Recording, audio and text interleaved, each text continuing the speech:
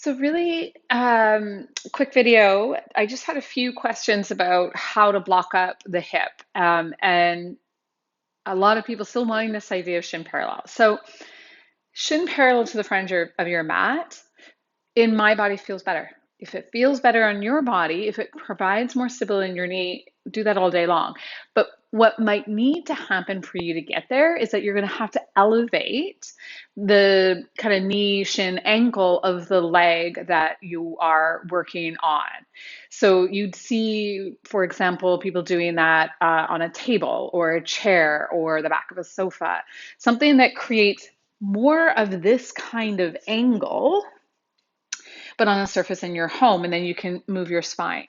What I don't really want to have happen here, and what can happen quite often when we're doing this from a more standing position, is that we really round our back. So if you're finding a more elevated surface, obviously I'm not doing this elevated because I'd have to move my phone around, and that seems like hard work. When I'm doing from elevated surface, it's much easier to be here. Okay. When I'm doing this on the floor, it's much harder to find that much rounding that I could potentially have. So I want to keep my spine in the sense of neutral. If I'm doing this on an elevated surface, but in a yoga class, this is where we get blocks. So there is an opportunity here to kind of prop up. I would actually love this with almost three, and I take the outer edge of the hip. This feels amazing. So I've got the major joints, the ankle and the knee, supported. And this gives me a lot of play. Okay. So it's not as far to the ground. I've still got that ability to kind of lift out of my lower back. I can lean forward. For me, this is not much of a stretch, but again, I have a lot of available movement in my hip. Okay, I'll show you what this looks like on the side as well. So this is an option you can play with relatively easily in a yoga class.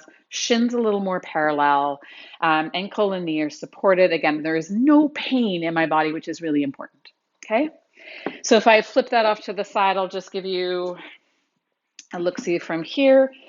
Ankle, knee.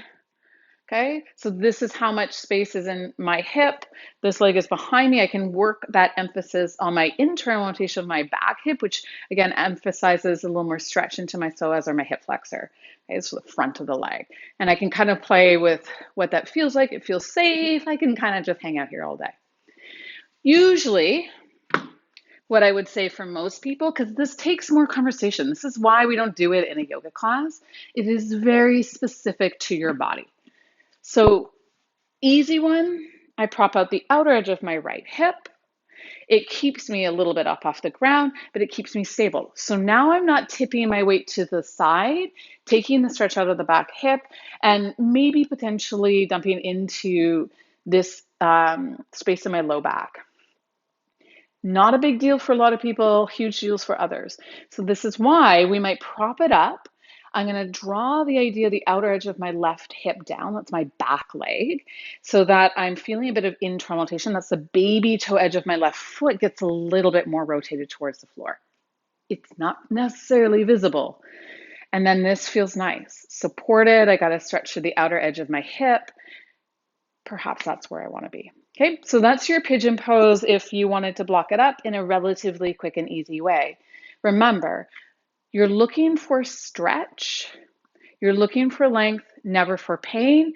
For my more flexible individuals, because everyone's like, God, I love pigeon, you shouldn't be doing pigeon every day. Activate the tissues. You want your body to be more resilient, more adaptable, quote unquote, more flexible. It has to have strength available within the range of motions you are asking it to go through. And vice versa for my more stronger individuals or strength training individuals. That's probably the way I want to say that. Okay.